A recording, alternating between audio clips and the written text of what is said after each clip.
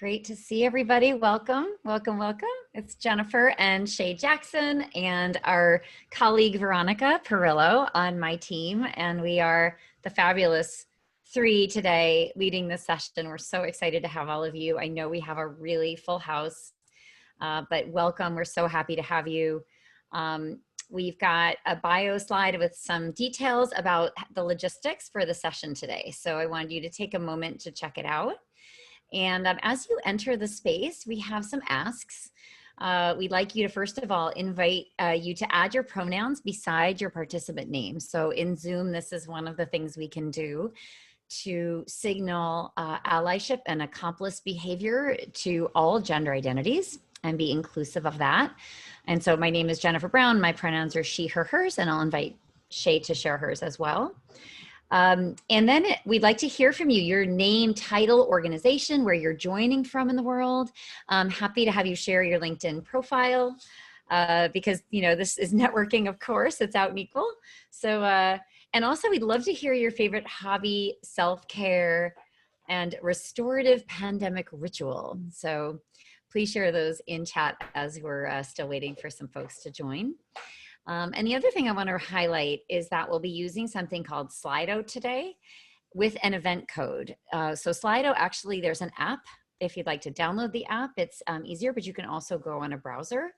And we have an event code, which is up on your screen right now. It's hashtag W456, and that will take you right into all of the fun polling we're going to do today. We have some open-ended questions for you.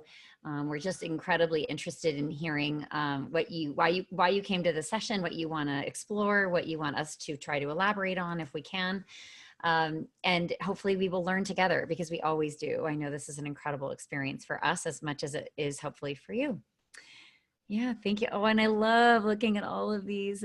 Here, Shay, let me open up for you and you can say hello to everybody as we check out the chat.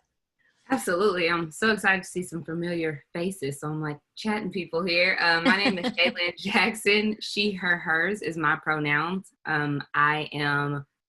Did you go into where you're located, Jennifer? Oh, I'm in New York City. Thank you for asking.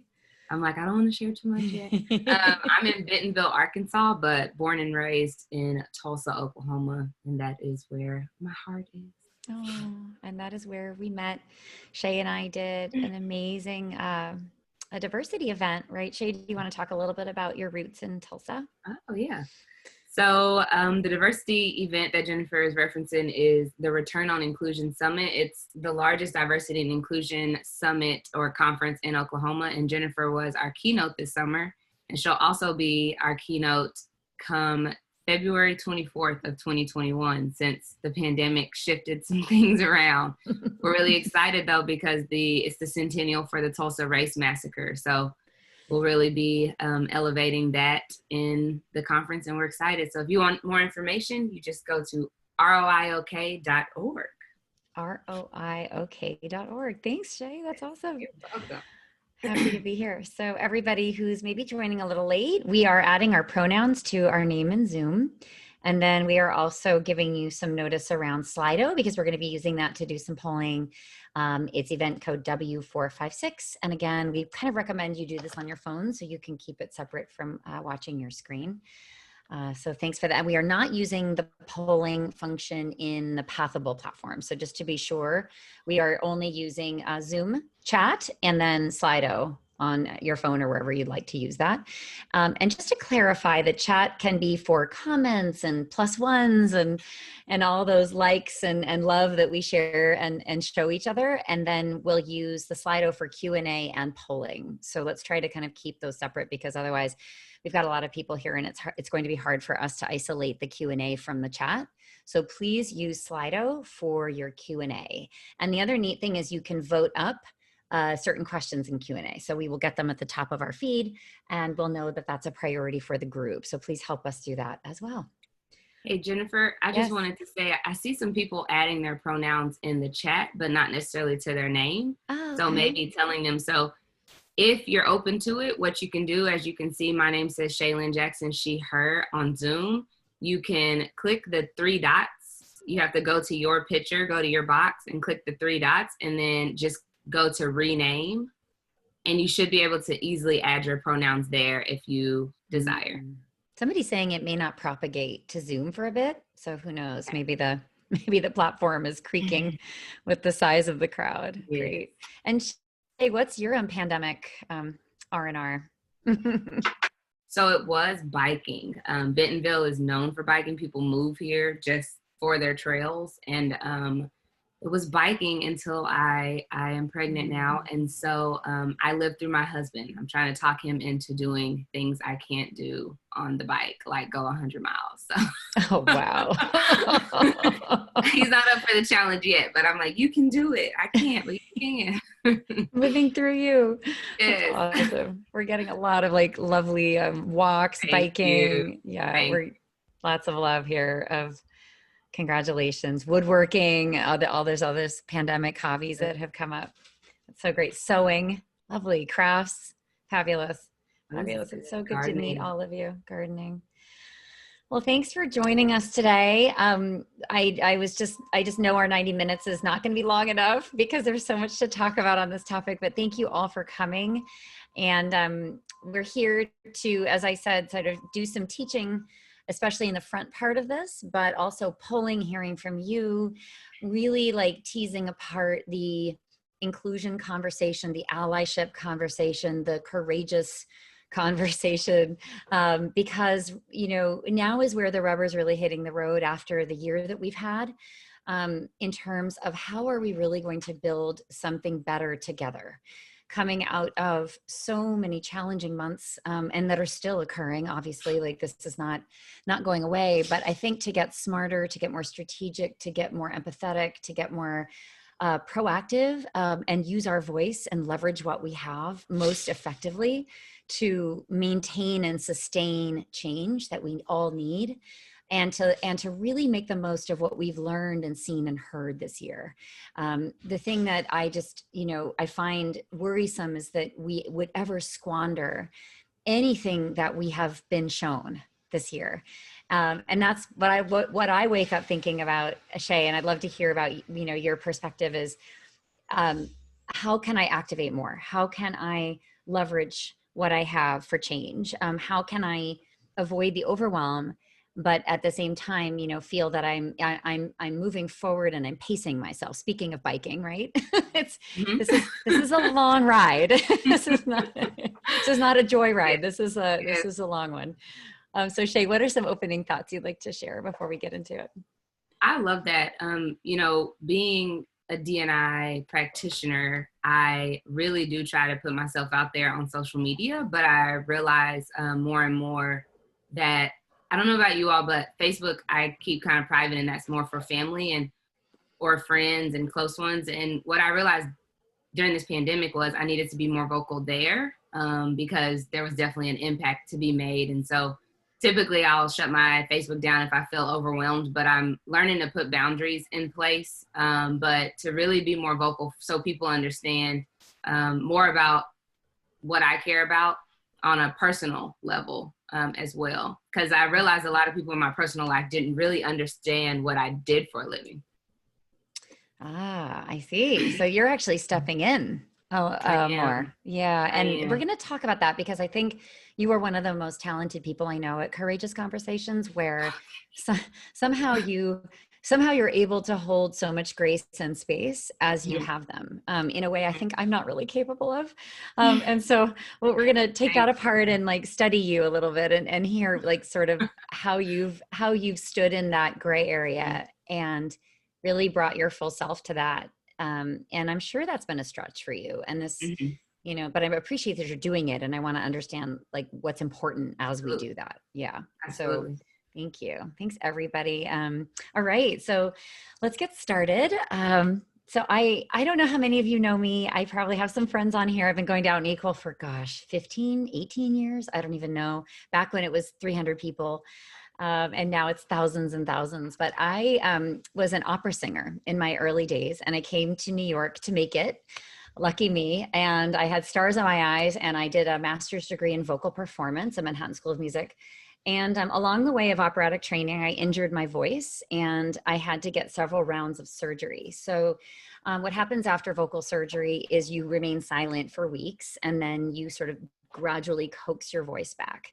And after this happened a couple times, I realized my instrument would be forever compromised. And I knew that I would need to reinvent. So with the broken heart, we go forward, as the saying says. And I followed some ex-performers who said, you know, why don't you become a trainer? You know, you get to be on stage and work with people, but it's not the performing arts. And I loved it. I fell in love with a new field, and I was thrilled to discover and get a second master's in leadership development and organizational change.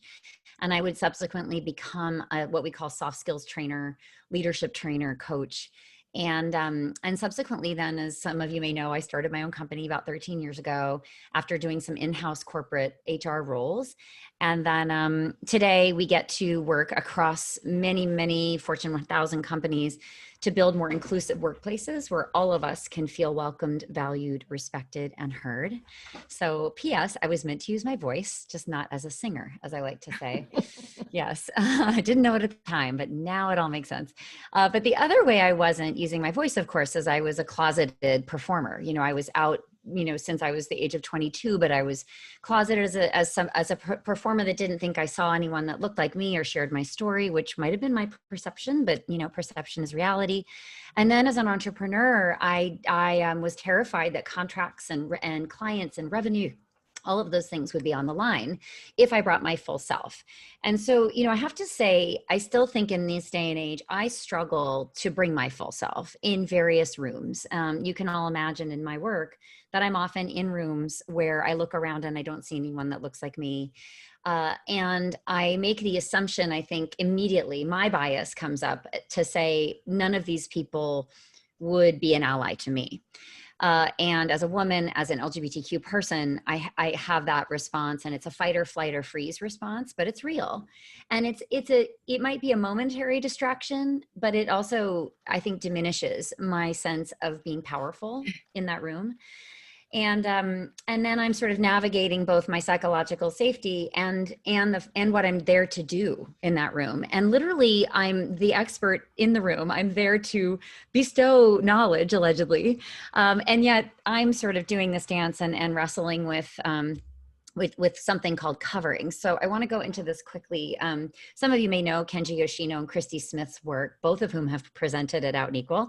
And they did this with Deloitte, and it's downplaying a known stigmatized identity. And I think oftentimes we anticipate bias, right? Bias comes at us, but we don't think about how do we actually adjust ahead of time for bias? How do we anticipate stereotypes and assumptions and microaggressions and play small? How do we adjust ourselves in a variety of ways to avoid that? And then how do we actually compensate for it? Michelle Obama's advice to her kids always comes to mind: girls, we need to be 150%. And I think that the LGBTQ plus community can really relate to this. Any community that is underrepresented or historically marginalized, we have gotten so good, I think, at anticipating things and then planning to overcome them, right? And so we become, you know, overachievers. We might be perfectionists. We might, you know, present ourselves in a certain way. This is exactly so that we can minimize the chance of being downgraded, minimize the chance of being thought less of. And so when you start to learn how to play this game, you get really good at this thing called covering. So I think it was really helpful to me because it was something I was doing to myself, and I still think about it. I'm conscious of it. I try to combat it. And I try to retrain myself and build different habits, because as we're going to talk about today, it is so critical that we are fully present in the room, in whatever room we're in. It's so critical that we honor all of ourselves and bring our authenticity, because others need desperately to see us. And so I want to go into the 4 A's of covering, and then I'll invite Shay to share what these have been like for her. So there is, and how many of us literally spend, you know, 61% of our time covering, you know, in any given workplace. But I want to go through these 4. So appearance-based covering, they said in the research, is how we modify our, you know, our hair, the formality of our dress, how masculine or feminine or non-binary, we may feel comfortable, showing up and working, right? And it's interesting to think about the pandemic world and work from home, and how some of this has taken on a different nuance to it. So I'd love to hear what you all, we're going to ask you actually a poll about what you've changed in your own covering behaviors in a moment. But so appearance for this community, for LGBTQ plus people, we are a variety of gender identities and expressions, right? And yet the workplace expects us to convey ourselves in a certain way. So we may be, indeed, many of us cover based on appearance, I would just guess, knowing what I know. Affiliation-based covering is, I often use the example of fathers fathers may not take advantage of parental leave that is on offer in their companies because of the stigma related to being a parent. And again, I'm always amazed when I read those statistics, because that is pure straight up stigma. It is definitely me saying, I don't want to be affiliated with this group of people who's assumed to be less committed to their career, for example.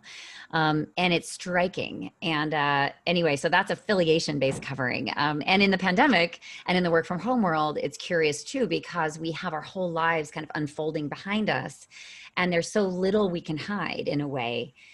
Paradoxically, compared to maybe the physical workplace, right? So some things have really adjusted. And I think a lot of truth has been shared about more of who we are that has lessened covering, probably out of necessity, and probably put a lot of us in a pretty uncomfortable position that, maybe didn't want to reveal everything about ourselves and, our lives.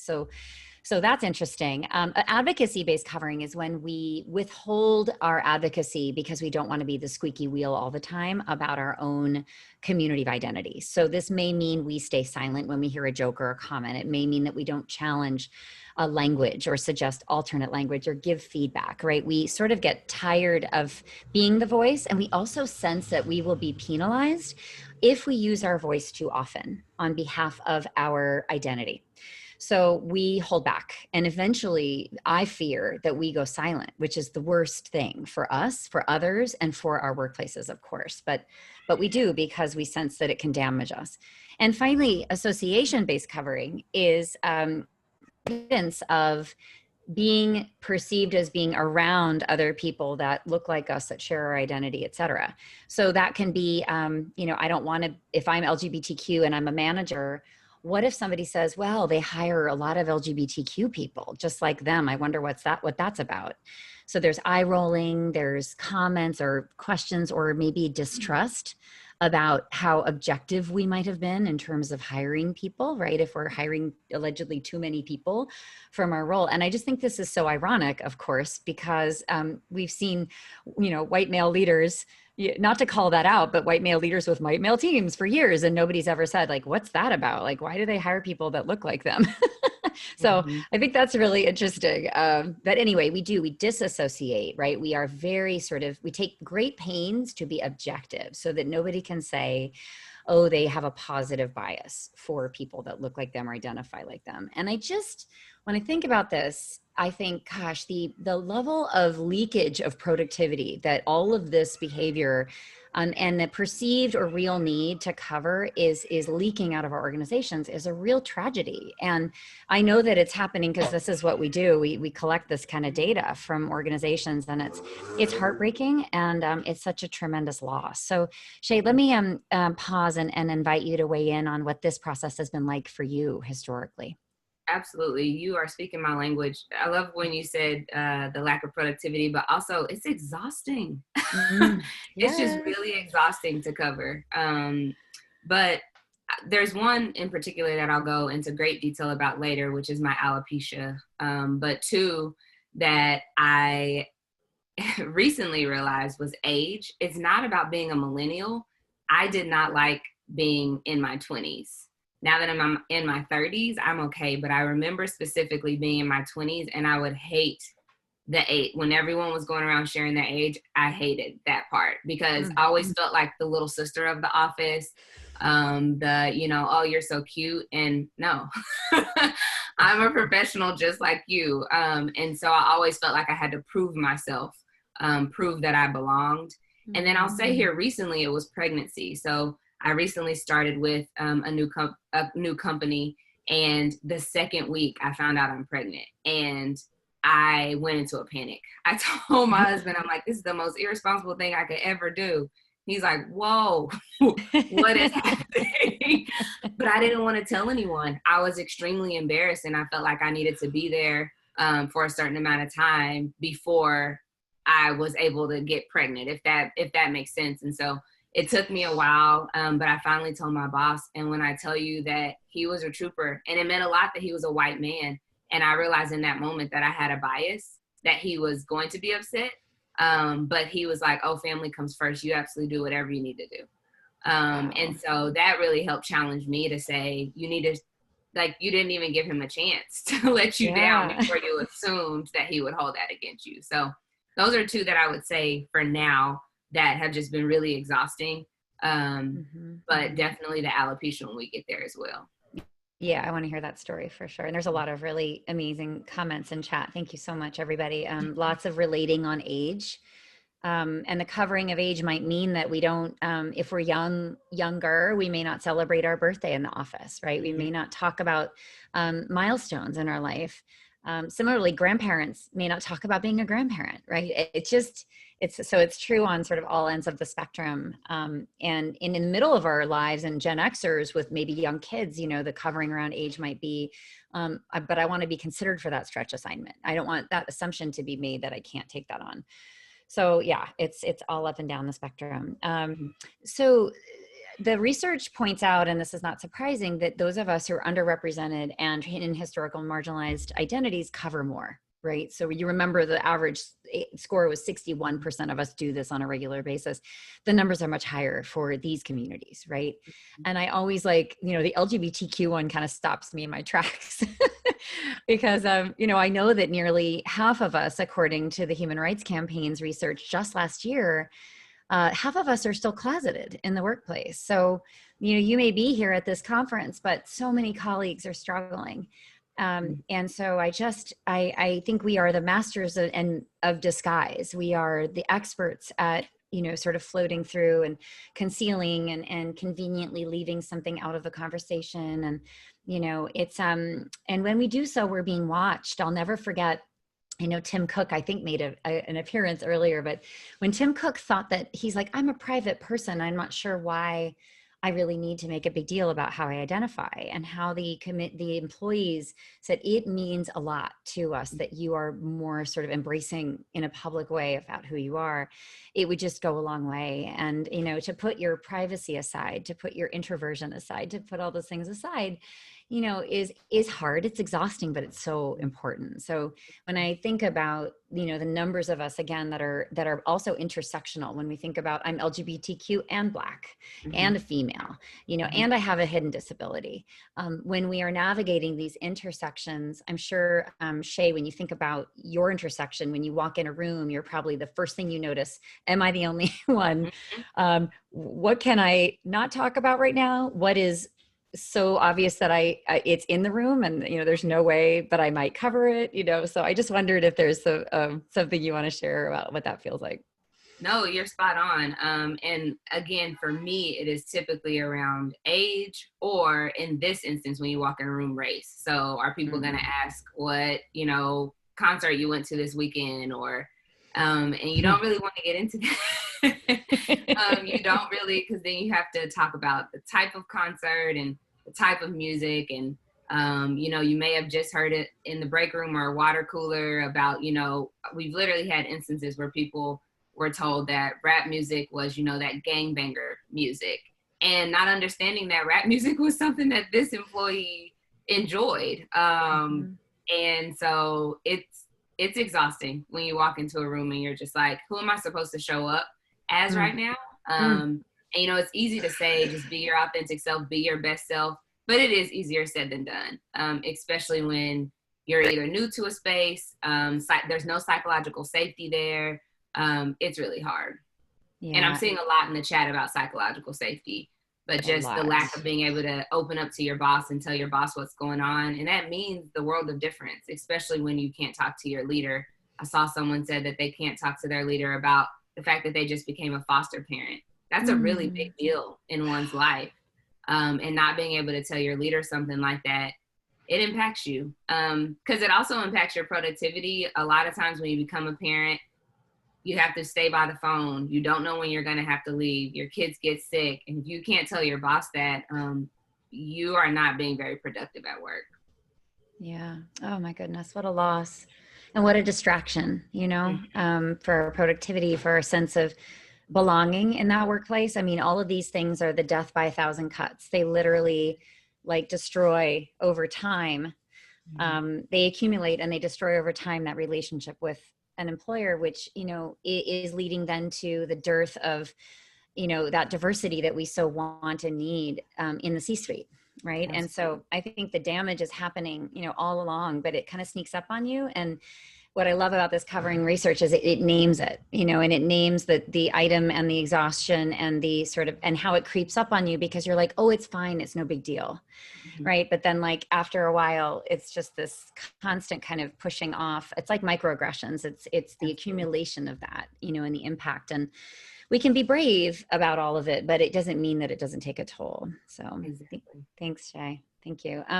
So there's another group in the study that reports covering, and I always love this slide in the keynotes I give. It's 45% of straight white men are also included in the survey, report covering along a variety of dimensions. And I love what you just said, Shay, that I had made an assumption about how somebody would react. And that's beautiful. And I used to do the same. And I think the fight or flight in me, it's funny, if we're human, we have bias, right? And so that bias pops up. And I'm not sure we'll ever really eradicate it because these things are very deep in us. But what we can do is notice it and then monitor our choices once we've noticed it. So if I walk into a room, what I've trained myself to do, and a room looks like this, I've trained myself to say, there's so much I don't see. There's so much intersection going on, so many diversity dimensions, largely invisible, and that somebody here could be a tremendous ally and accomplice for me and to me, and I just haven't discovered that yet. I mean, and that's the energy I come in with, while the woman in me and the LGBTQ person in me may be like having a little freak out. I can sort of supersede that. And so I don't know if everyone can relate, when that bias pops up, sort of what your sort of mental gymnastics are to kind of say, no, let's quiet that. And let's think about what we've learned. And for me, it's what people shared with me. I mean, they've been so honest with me, and the thought bubbles are actually things that people shared with me, either quietly, like after the session, taking me aside, or if they're very brave, bringing them up in a group. But I'll tell you, the man box is real. Right. And that's a whole other, but there is a lot of conformity and covering pressures in every group of people. And I almost would say, especially in a group that looks like this, the covering demands and the conformity requirements and that straitjacket of norms is extremely strong. And so much of my work, and I know, Shay, you really care about this too, is sort of encouraging people of all identities to kind of wrestle with their diversity story. Think about what are my invisible aspects that I'm not bringing, and who might need to see those. And it's just so critical. Shay, would you like to weigh in? Yeah. And just really helping people go deeper. So there's been a lot of white men in my work that they quite honestly feel like I don't belong in this conversation. I don't want to take up space. I don't want to take up room. And not only do they belong, because even if, you are privileged just right across the board, then you can be someone's ally and help them out, be their sponsor, pull them along with you. But also not understanding that there are levels to this, and you're about to get into it. But there have been times that once, I've really been able to break down basically the concept that we're about to go into, they realize, oh, I do have a diversity story. It isn't just about, my gender or my, sexual orientation or my even religion. Growing up in Tulsa, Oklahoma, very conservative, very Christian, white, straight Christian man is who leads our organizations. But getting them to understand, anywhere from, do you have a biracial grandchild? This conversation's about you. Just really getting them to understand the depths of how their lives, it has really done wonders in this work, and really just for their journey and bringing them along and being an ally, or bringing them to the table as well. Totally. I couldn't have said it better. And I'm just looking over the chat, and there's some heartbreaking things that people have been covering, like a first child I see in the chat, being divorced, absolutely single parents. So yeah, my anxiety, my mental health issues, being outed during this pandemic around mental health is, I think, like I said earlier, I think some of us are having to kind of take a huge leap of faith because we can't avoid it. Right. And that's, simultaneously, it's maybe it's freeing. I don't know, but I deeply hope you haven't been penalized, and that when you've needed to make that leap of authenticity, that the net has been there to catch you, in terms of the organizational readiness and policies, and that the organization is mature enough to say, like, here's how we support people, and not be the victim of manager bias or a lack of awareness. Right. But we have so much work to do, particularly on mental health, which we'll maybe we'll hear about in the polls in a moment. But anyway, I describe the different dimensions of diversity in this way. And like Shay, you just said, it exists in all of us, and it helps to kind of lay it out this way. And I don't need to go deeply into these, but primary aspects are our inborn identities, those that we can't change. I often, when I'm going through this, I say your ethnicity is what it is, but maybe you can pass as another ethnicity. Your gender is what it is, but you may not be in the gendered body you're in. It does not match your sense of your gender identity, your true gender identity. But I would argue it's still innate, right? Sexual orientation, we can argue that, whether that's innate or not, but our ability or disability, a third of us will acquire a disability at some point in our lifetimes. But for some of us, that disability is inborn. So those are innate primary aspects. Secondary is acquired. So these are the accident of birth. They are I think a lot of conversation around privilege happens in this. Education. Did I grow up into a safe environment, a stable environment? Did I have enough to eat? Was I able to take advantage of educational opportunities, religion, spirituality, so much, introversion, extroversion, communication style.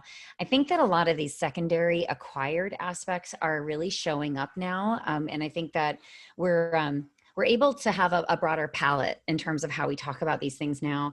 I'm looking forward to what younger generations are bringing in to say, here's all of who I am, and have that be a blend of so many of these wonderful things. And then it goes on organizational diversity. We have major diversity issues between headquarters locations and remote locations, for example, or global non-US, US, senior, junior, cultural diversity. Some of you who know me know I have a Filipina American first generation partner, Michelle. And so I find it fascinating to observe my Northern European cultural norms versus her collective norms, multi-generational household, endless parties and lots of food. And, it's way more fun than my family gatherings, I will say, which are rather dry affairs with not enough to eat. So it's really, it's a fascinating thing to think then about how, our colleagues hail from so many different cultures. And if you're curious about cultural differences and diversity, there's a lot of research on this. It's super interesting. And then finally, the era, the generation we come of age in. So that means that usually we're very much shaped by what coming of age might be our later teenage years and our early 20s. So you can imagine Generation Z is just going to be indelibly marked with what we're going through right now forever, and that's not going away when, they're just going to become like us when they have kids and a mortgage. No, most of our understanding is these younger generations, they prize diversity and inclusion. They expect it from their institutions. And they expect that honoring of authenticity in a way that I think, Shay, you and I, I'm curious because you're a little bit of a different generation than I am, but I mean, do you see this changing in terms of like, here I am, all of me, I want to be seen and heard from day one. And like, why would I not bring that? Absolutely. One of the organizations I worked at, we had high school interns. These students in these interviews, the things that they were willing to ask, somebody definitely told them, you're also interviewing them. And they were willing to ask, do you care about the environment? I worked for a natural gas company. We all, people have feelings about oil and gas.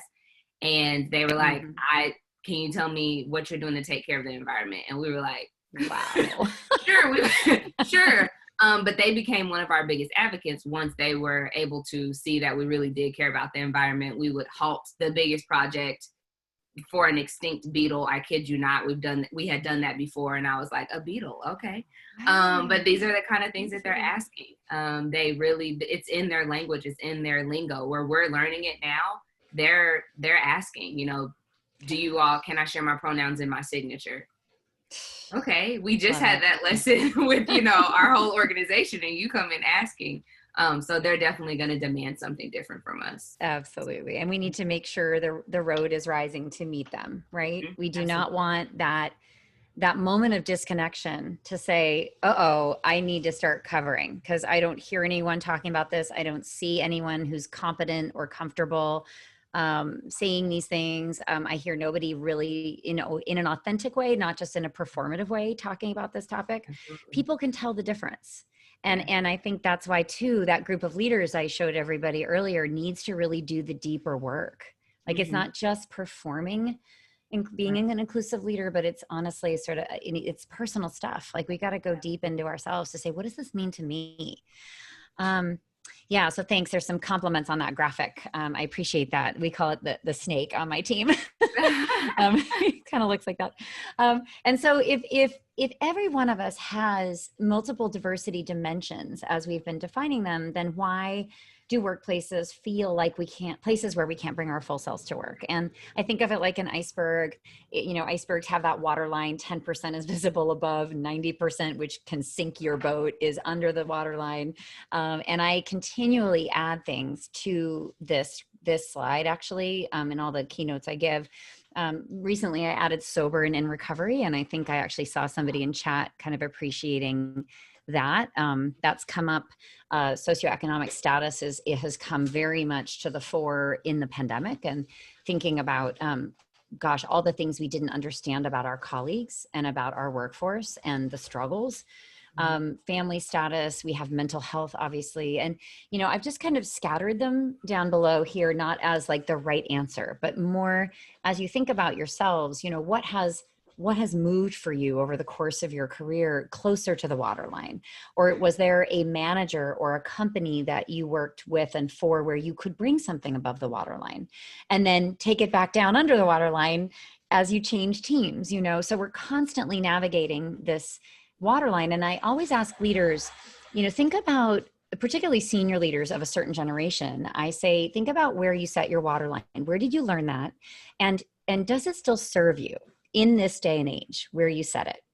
Think about, your diversity story, what a powerful signal it is when somebody, particularly senior, particularly somebody that appears to have certain privileges, lowers this waterline and sends that, normalizes the doing of that, and is vulnerable, is authentic, is personal, and how the response to that is when you open a door, so much pent up want to feel seen and heard kind of rushes through. And it's this, I've seen it happen so many times, and that's why I particularly think like we all on this call, we probably do this a lot. Like we endeavor to lower our waterline because we know how important it is. Like I come out on every stage I'm on now. Sometimes I'm not in the mood. Sometimes I don't feel psychologically safe, but it is important to me to do that, to demonstrate my commitment to maybe unlocking something for someone that day, or enabling them to feel seen and heard. It's just more important than my comfort. Absolutely. And so I just say like, hey, let's revisit the waterline. Let's think about where we set it and why it's important. And then those of us who can bring more of our full selves, let's do that. Let's meet this in the middle so that we can educate our company about who's really in our workforce that we haven't been able to see. Yeah, Shay, go ahead. Yeah, so I'm looking at Slido. There are some really good Q&A, but I also wanted to touch on sober and in recovery because one, people are saying shout out to your iceberg. I also love your iceberg, Jennifer. And when I saw this on your iceberg, I went back to when I really was able to witness a colleague go through sobriety. And her journey was just so brave for me, but also it really showed, the inequities there. I had never really thought about how our relationship with alcohol and really how we would go to events and how people would, and we call it Southern hospitality, Midwest nice, whatever you want to call it. But people would really try to force, unless it's for religious reasons, people have an expectation for you to drink, and there is an expectation. And so really being able to be an ally for her in that moment. I drink wine, I'll drink, but, you know, I would drink water with her, and I would try to, you know, normalize it being okay not having a drink. But I think that ties to a question in the chat where it says, what more can the ally do knowing these varying dimensions? In that aspect, just showing up and being willing to meet that person where they are, and don't put that person in a situation where they have to out themselves. It wasn't fair for her to say, I'm not drinking because I'm, you know, I'm in recovery. So we're just not drinking because we're drinking water. And I would be the one that would be willing to put myself out there. That's just something we've decided not to do. And people just had to respect that. But I knew it was easier coming from me, because it meant so much more to her psychologically every time she was asked, why are you not taking a shot? You always used to drink wine. What's wrong with you? It's not okay. But I never realized until I saw her walk through that, just how much our relationship with alcohol in our society. Yeah, me too. Absolutely. I remember I was at a table with my gender non-binary friend next to me, and like a 70-year-old straight white guy on the other side asking me questions about gender identity and expression. And I had my friend over here, and she was just letting me talk. You know, they were like, go ahead, you know, do the ally thing. And I had the same experience, Shay, to say, let me practice this. Like, let me apply everything I've learned, and let me take this work on right now so that somebody else can take a break and like sit out. And it's just an incredible, I think, a test of our knowledge to say, like, can we represent that effectively, and educate, even though it's not our lived experience, which is difficult to do. But I think we do have to be vigilant for those opportunities to lessen the work that somebody always needs to do always, right? Imagine how many times they get asked these questions. And so I think the question might be, Shay, like, how do we know when to step in and when not to, and not be presumptuous about that? Do you have any thoughts on that too? Because I know a lot of us wrestle with that as aspiring. Allyship itself is definitely about relationship. So I know her. I was really close, very close to her.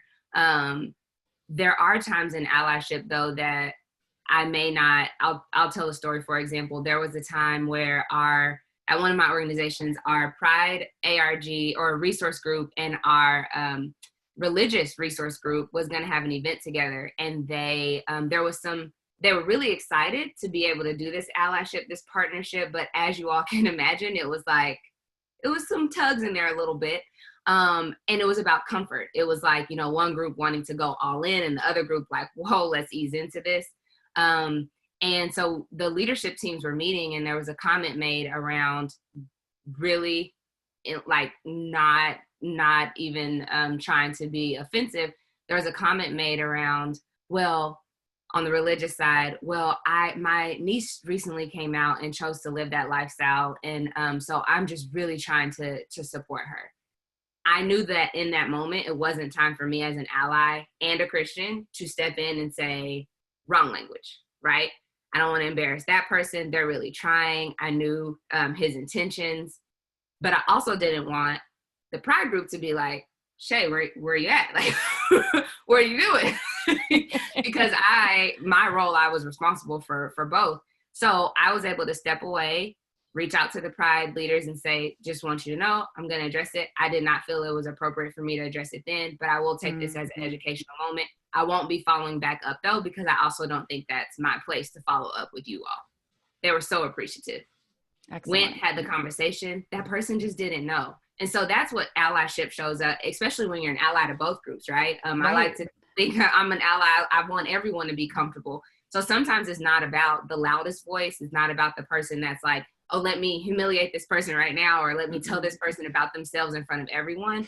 You really have to use your emotional intelligence to say, how should I show up as an ally in this moment? But it's all about relationships. They trusted that, okay, she's now going to go back and have this conversation. And I think that it showed them, I will never embarrass you either. So hopefully that was helpful, but Very, very D&I helpful. is all about relationships, right? It is. And emotional intelligence, right? You can never have enough of it. And the calling in and not calling out, like somebody's saying that. And I'm a big fan of that. The call in is the invitation to the conversation, the invitation to learning, it's all of that versus the humiliation and embarrassment that we see sometimes happen, right? Obviously in social media a lot, but this can happen too, where an aspiring ally gets it wrong and sort of retreats from the effort for a while because of the sort of the feelings that we have when we get it wrong. We don't like to be wrong. We expect our allyship to be perfect. And, there's no such thing. We're all works in progress. So, I just love that, how you described that, Shay. Thank you. Thank you. Thank you. All right. So we have a poll for you in Slido. So just a reminder, and we're going to flash up where you need to go to participate in this. But what we wanted to know, and you can just actually take your phone and, take a picture of this bar chart, and then you're going to move over to your phone and you'll see the poll. Prior to the multiple crises experienced in 2020, what did you spend the most energy downplaying, minimizing, covering? So we'd like to hear from you on that. Think back, ancient history, pre-March. What was your covering behavior? What did you feel self-conscious around, when you thought about your waterline? Where did you set it? This was perhaps you were in a virtual workplace, or maybe you were in an office setting. So what did that look like? What was that characteristic that you downplayed? And unfortunately, I think we can only choose one here, but we'll give you a moment to think about that.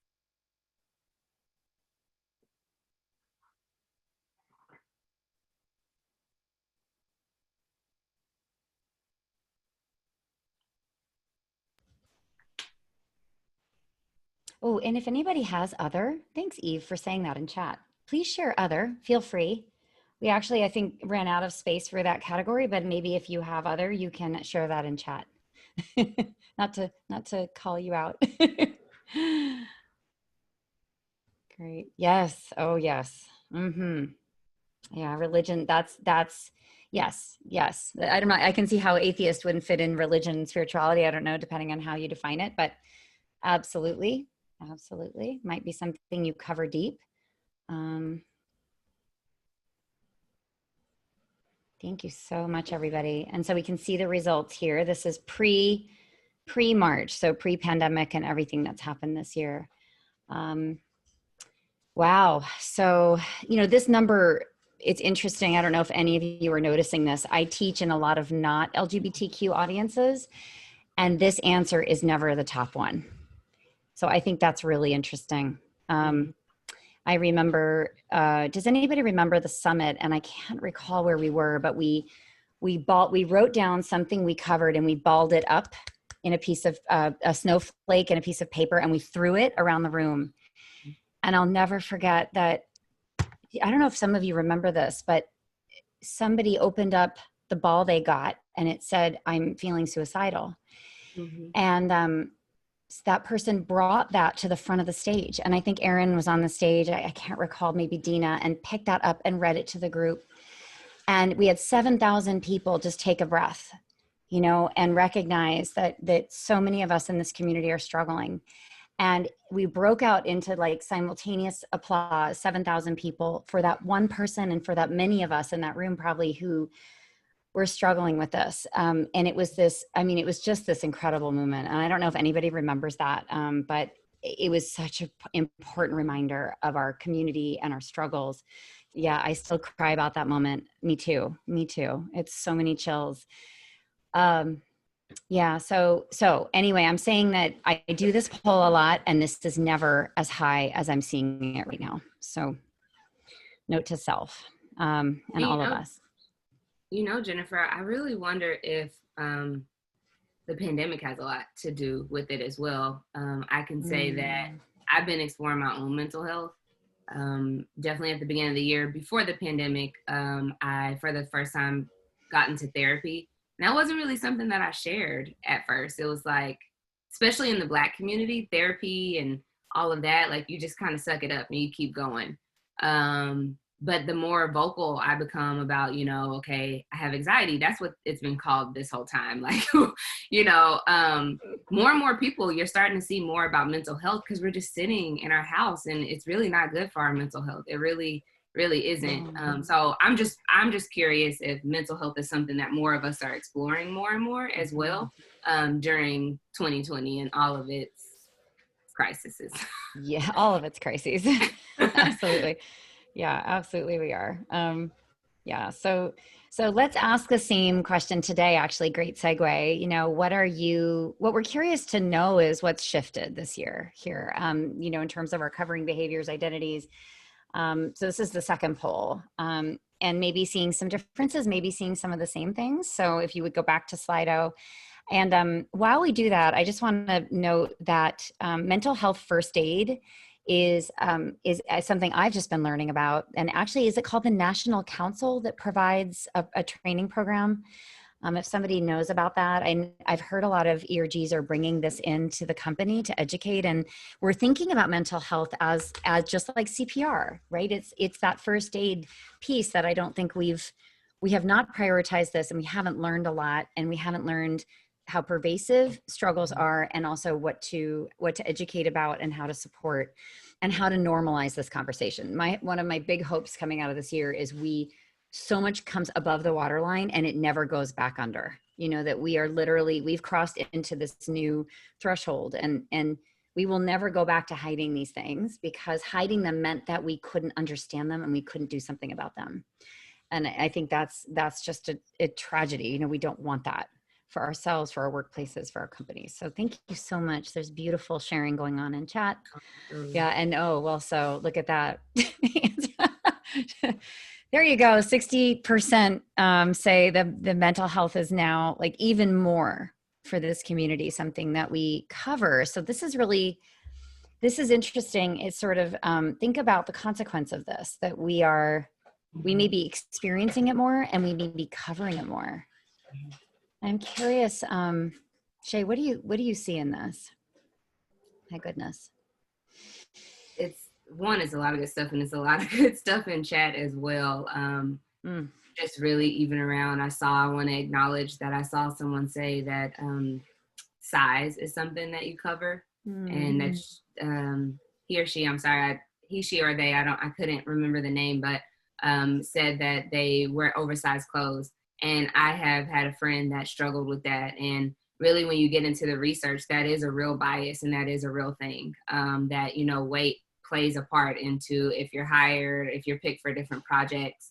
And so I do want to say that I see you, I feel you, and I hate that. I really hate that. I really wish that people would be more understanding that doesn't mean, that has nothing to do with how I can perform. I wish at the end of the day, if people would understand that it's not going to impact how I perform for me to be able to come and show up as my best self, other than it's going to make me better. Me being, a bald Black woman doesn't make me any less of an employee. It actually makes me a free, psychologically safe employee, right? And so the chat, there's a lot of good things going on in the chat. I would say the statistics that I see on the screen, I think mental health, I obviously got it mixed up a little bit, but when you say do you have the same answer today? We see that mental health is actually further now.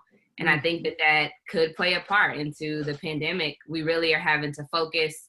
I saw someone say that they are so thankful for telehealth, having the privilege of having that as an option, having insurance, and being able to just call my therapist. I know that not everyone can do that. And so feeling very grateful for that opportunity. I would be interested in knowing more about, if someone would like to come off mute, no pressure, but about family status, because that popped up there for this question. Yeah. No pressure at all. Like to share? There's not a couple hundred people on here. Don't worry about it. I actually put that one. I'm a gay white male, so I pass as like one of the straight white boring colleagues that I have, and but we feel conformed to also fit into that group of everyone's married and has 2 kids, and so it's not so much that I feel I cover I'm gay as much as I cover that I'm, you know, that I live with my partner, you know, that I have a boyfriend, but you know, that I'm not married and we don't have kids. You know, I think as you get older, you feel a pressure to fit that norm. Yeah. This is Alex. I just want to go off of what Mike said. When I and I'm in my early 20s, when I came out to my mom, the day I came out, and she's a social worker, so you would think that she, you know, had some training, but she immediately drove me to a therapist because she thought that I needed counseling when I really just needed her to just, you know, love me at that moment, at that specific time. And then to this day, you know, she keeps telling me how she wants grandchildren and she wants to be a grandmother. And I keep trying to explain to her, like, you know, I can adopt a child, you know, like you can still have grandchildren, but she's like, it's never the same and all that kind of stuff. So, you know, she says she supports me, but through her microaggressions, like she doesn't, I don't know, you know what I mean? I want to say she loves me, but you know, through her actions, it's a lot different. So you're getting a lot of support, Alex, in Thank you chat. both for sharing that. Thank you for sharing that. Yeah. Thanks for letting me. Sure. Yes.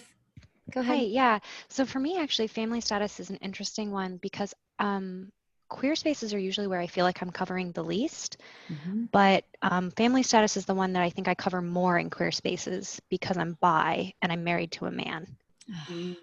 Yes. Thank you for saying that. Yeah. So I will oftentimes mention, if I mention that I have a husband, usually I've had to mention, or unconsciously even, I've mentioned that I'm bi first. I don't know if I've ever done it the other way around. And I don't think I've ever really truly thought of that until just now, but like realizing how uncomfortable that makes me. But yeah, that's an interesting one where it's more so in queer spaces that I'm covering that.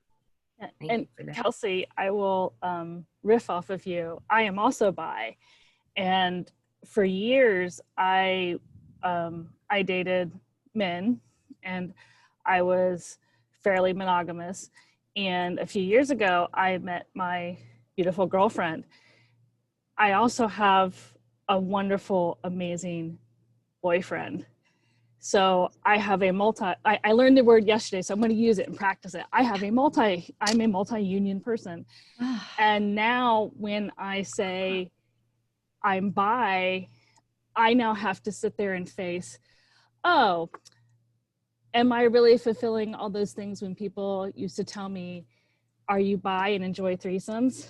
Or are you bi and promiscuous? It's like, no. In fact, my two partners, they don't have any relationship other than the fact that they both love me. And now we're also facing, we just all bought a house together. How am I going to deal with coming out like this with my family? Because they all know I'm bi or at least LGBTQ. They have no idea that I'm poly or multi-union. And so we are all struggling with this. And so I feel you when you say that you feel more comfortable in, you know, that sometimes you hide more in queer things because of the bi and your relationship. It's like I kind of am the opposite of you. So thank you. Thank you all so much for sharing. You know, it's really about this image that society has on what family is, because what is, you know, in hearing your stories, Alex, seriously, thank you for sharing. To assume that even as a straight person, you all already know I'm pregnant and I also have a 2-year-old, but I have friends that don't want children. They are straight and they don't want children. And so to assume that if one is straight that they want children adds a whole nother layer of complexity, because there are some amazing, you know, gay couples, lesbian couples that are amazing parents. And it's all about love at the end of the day. And sometimes, like I said, I have friends that is just something that they've decided that they're not going to do, no matter when they do get married. So thank you. I love that you brought that up. I think my husband and I are in the same space where it's, we're trying to explore, which is extremely difficult, just being part of the LGBTQ community, to explore family options in general, especially when you have to consider the socioeconomic impact of it, right? How expensive it is for non-traditional, family growth. And I think that we're dealing with that, compiled with being at home with COVID-19 and putting it to the forefront. Is this really the right time to be exploring options like this? But also, we're in our, I wish we were in our 20s, we're in our 30s.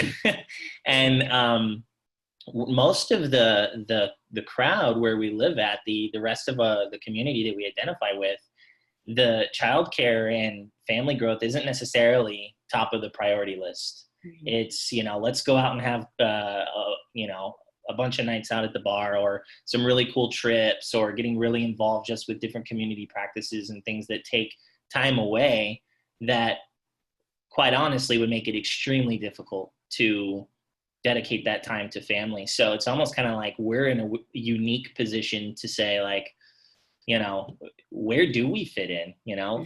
Lucky for me, I have a twin brother, and him and his wife are, the same spot in their life. So we have a good support system.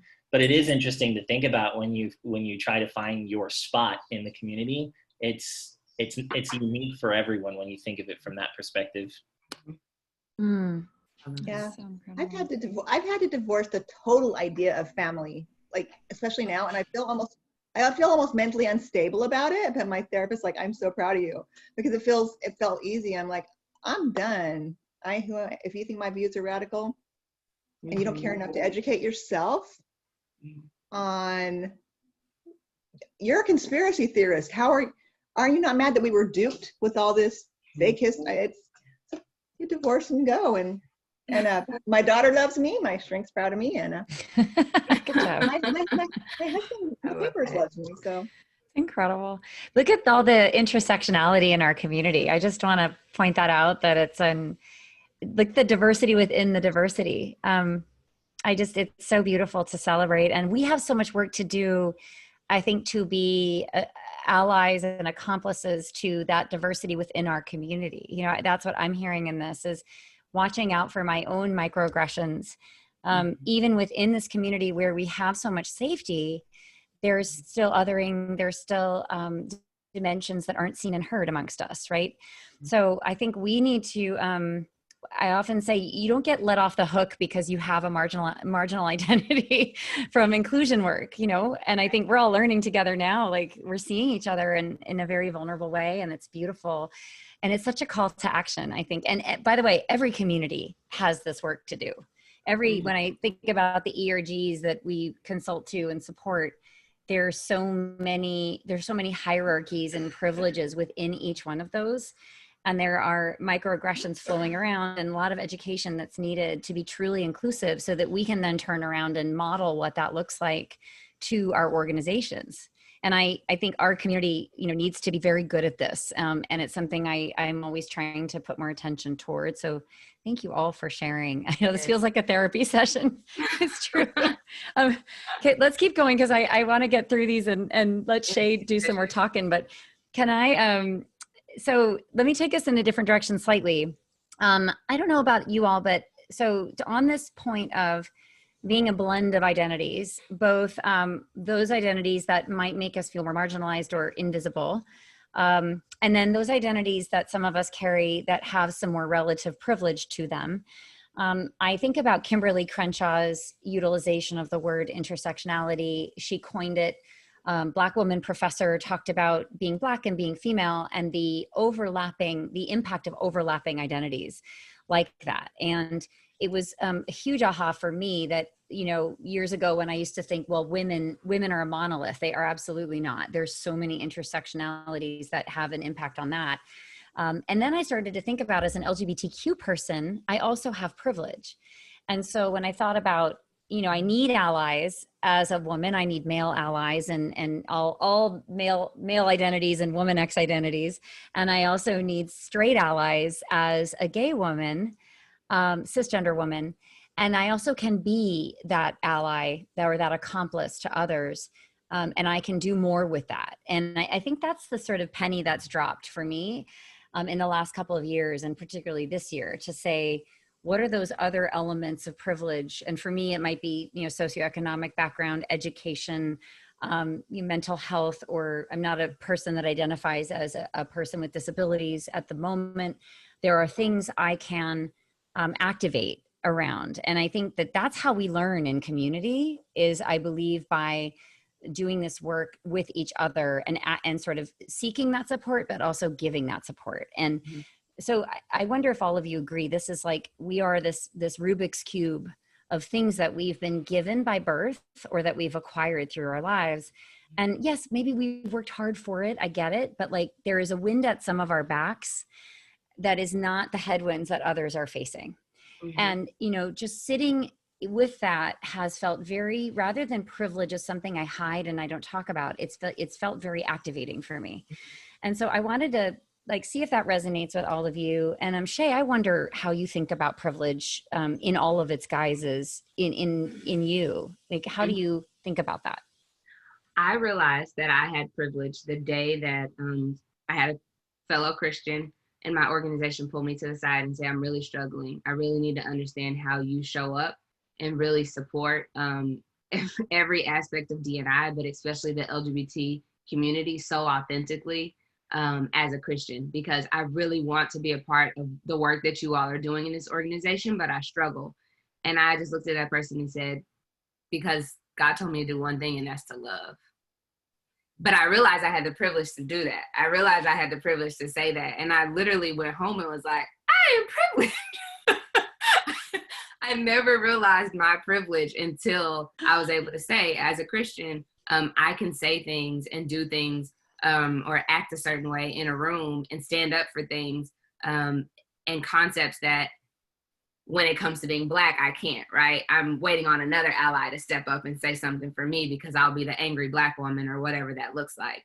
But that's how privilege shows up. And there's other ways, but that's the most prevalent, especially like I said, being from Tulsa, Oklahoma. I don't know if you all know much about Oklahoma, but it's not a New York.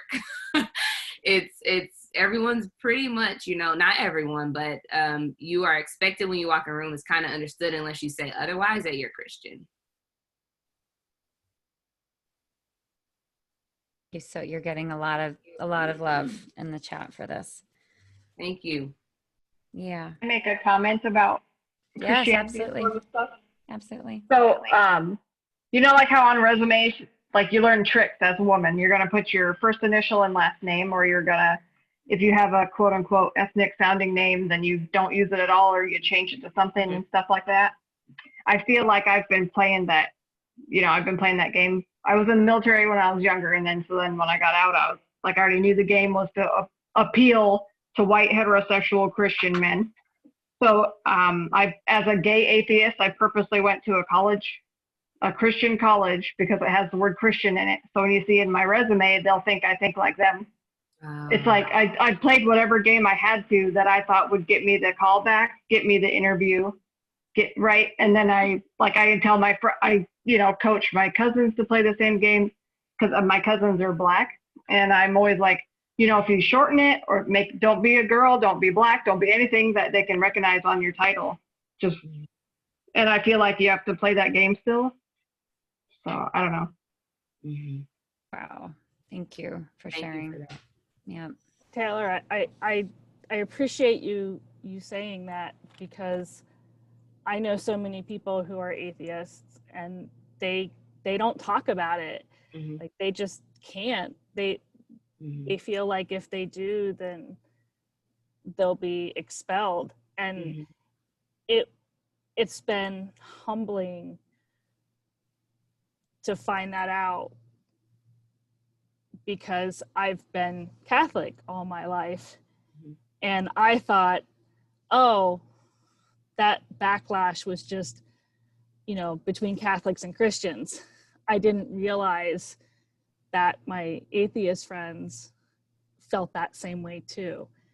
So I really appreciate you stepping up and voicing that, because it is real. It is.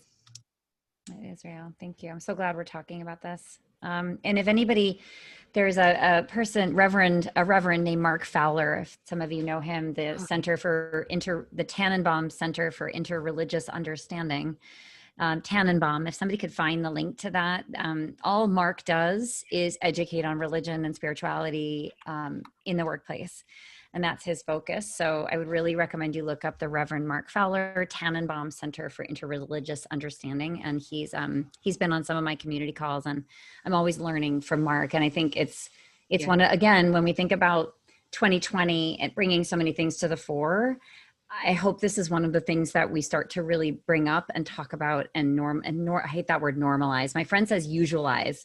Isn't that a better alternative than normalize?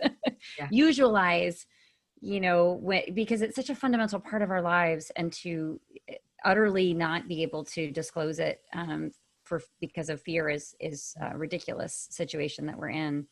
So let me keep going. I just hate to, I'm going to lose you in a few minutes. Let me share my inclusive leader continuum. I hope this is helpful for, as we think about where we are in our journey. This is from my second book, which is called How to Be an Inclusive Leader. And I think when I think about what we can all do to activate, right, all the parts of who we are, the Rubik's Cube, I want to be dedicated to the thriving of others. So particularly those who have struggled proportionally more to be heard and valued. I want to foster authenticity. And I want to support those who fear the repercussions of authenticity. I want to challenge obstacles that people are facing. I think of these as headwinds.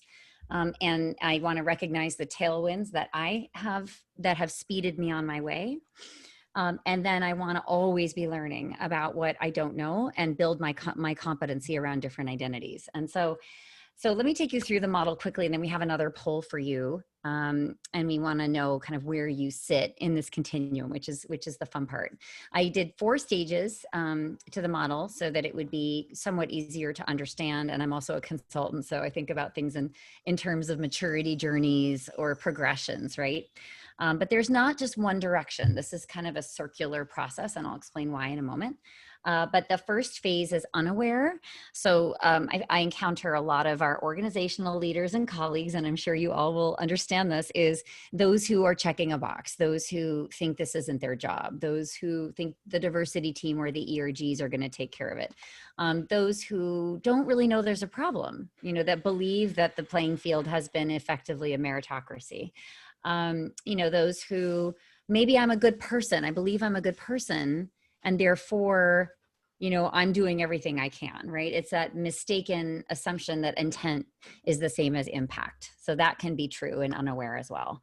And so the goal is to come out of unaware, of course, and sort of wake up and come into the next stage, which is aware. So here are some things that I tend to teach, around recognition, the playing field isn't level, starting to notice your blind spots, noticing bias when it arises, embracing discomfort, because it's really uncomfortable in the moment when you realize, wait a second, I thought I was doing enough. And I think a lot of us have had that moment this year, if we haven't had it before now, to say, I was well-intended, I believe in equality, I support, it's the famous I have daughters explanation, to say I'm doing enough for gender equity. So what we've learned this year is that intent and sort of values don't mean action. They're not the same as utilizing those to shift things around us, right? And that's uncomfortable because a lot of people are having trouble making that leap right now, I think, in society after the summer we've gone through, to say like, well, how can I action this in the world? How do I make it more overt? How do I use more of my voice? And of course, getting comfortable with connecting with difference. So from unaware to aware is that first step. And then if we get into aware, it's okay, now I know what I don't know. Now I'm drinking from a fire hose. Now I have reading lists, that are this long.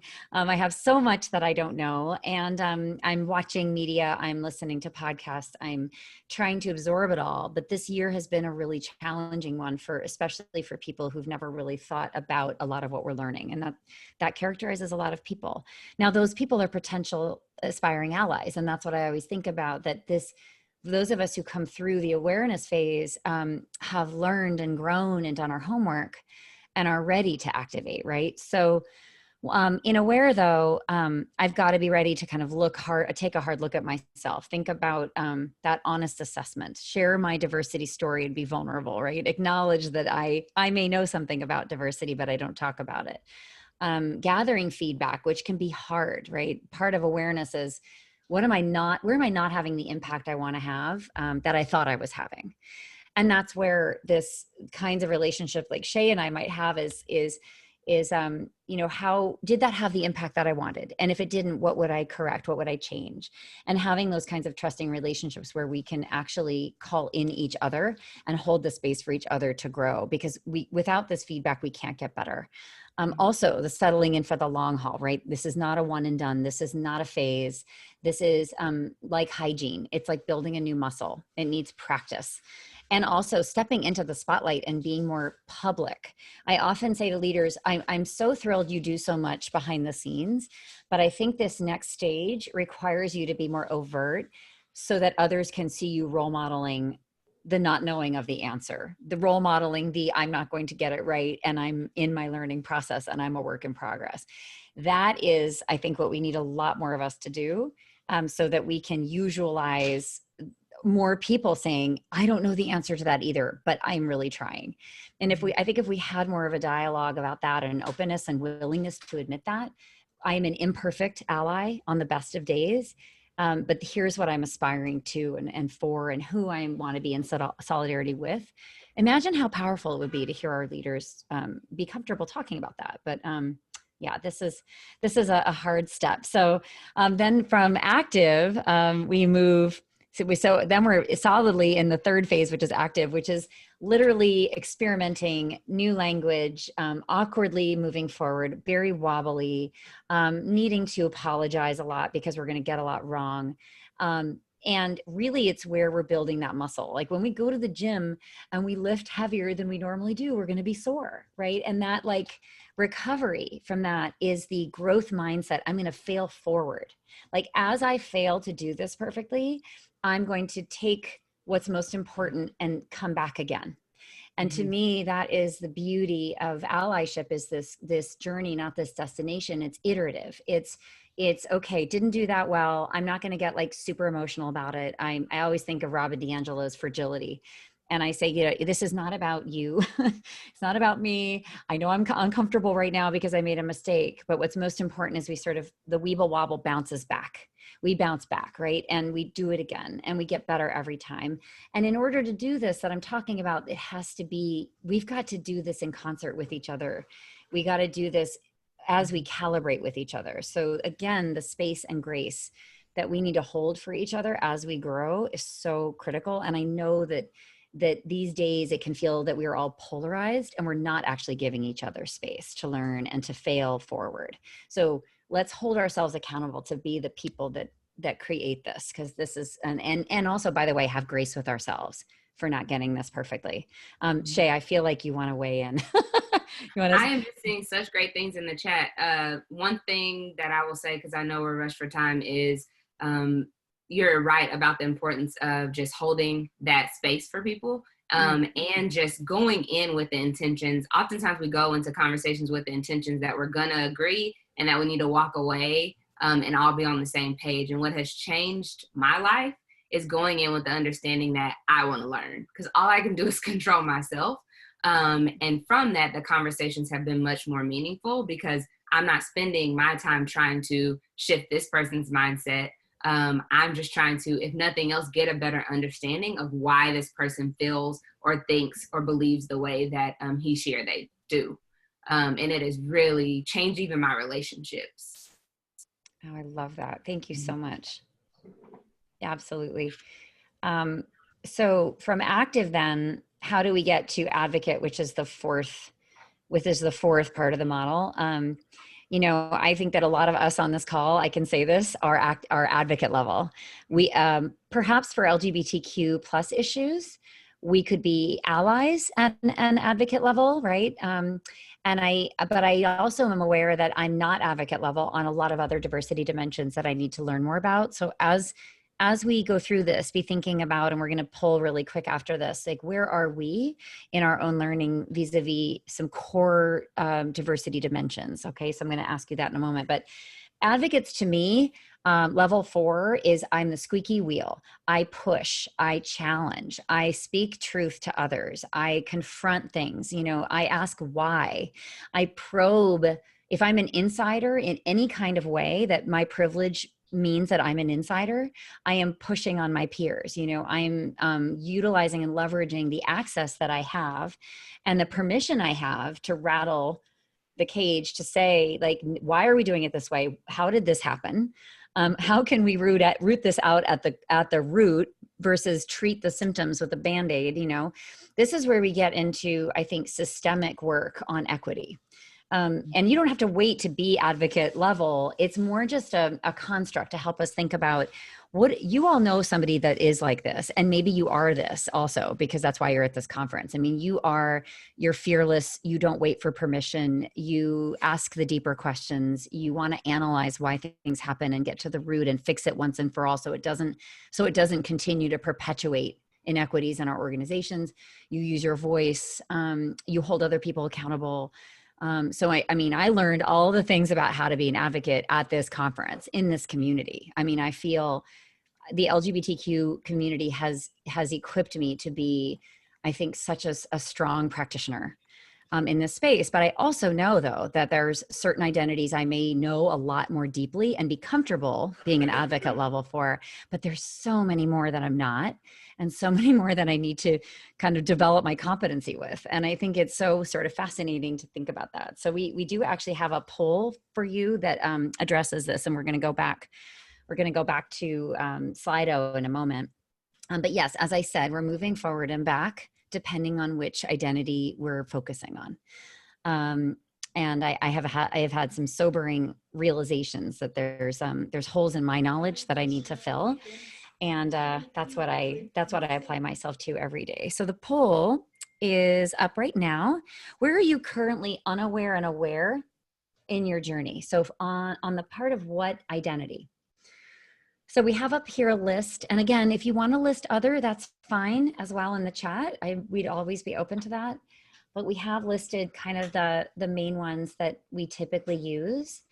And where are we unaware and aware? And if we were really getting fancy, we would ask you this, you know, pre and post, you know, the pandemic experience starting in March, but just in general. And the QR code, by the way, can somebody share the QR code again in the chat?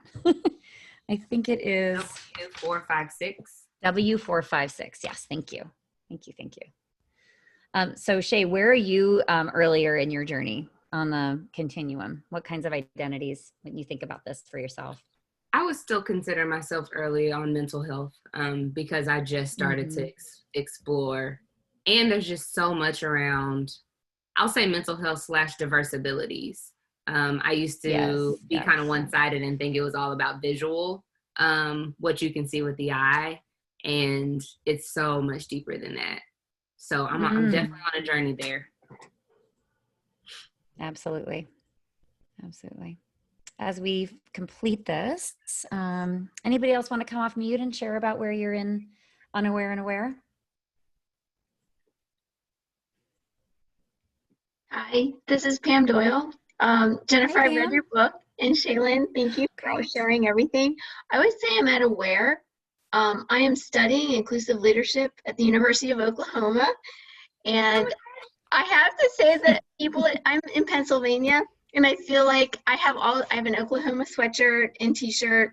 Everybody makes me feel so included. In fact, I've been talking to a young lady in my class today, Catherine. I just feel like I'm part of the crowd there. So it's great crew of people. But from that perspective, and having a son who is gay, and that is why I am here, because I love him. He hangs the stars for me. He's my hero. That's why I'm here, and that's why I'm aware. I am reading so much, and my organization is so supportive. And I'm divorced, and I couldn't even say that for 3 years. So coming out of the closet with a son who's gay is something that I'm working on.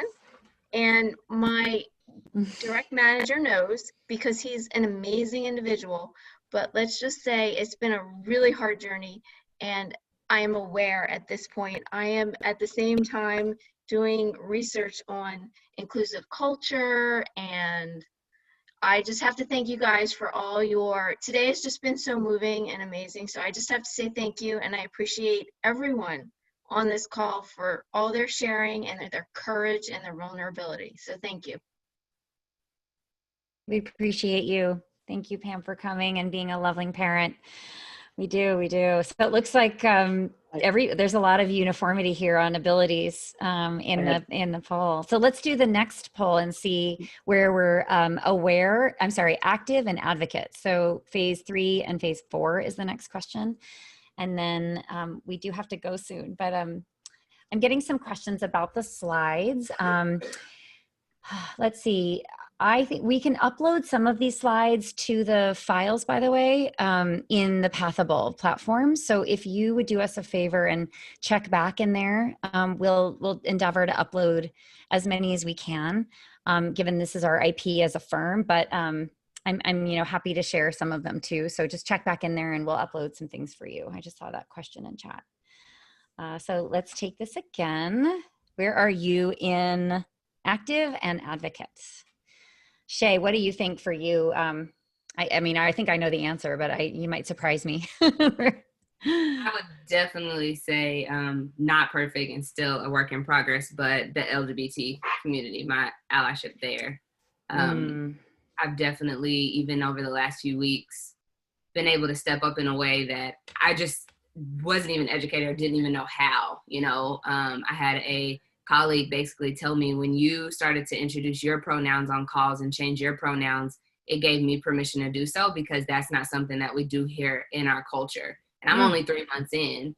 And from there, the conversation just went from, I said, you know what, if there is anything that I can do and I can be the voice because you don't desire, because they said, I feel like I'm asking for something special, you call me and I will reach out to our VP of diversity. And so just being able to advocate, it's a no-brainer. It comes second nature to me, even though I will get stuff wrong. And I even told them that. I said, you're the first person I've ever met that went by they, them, there.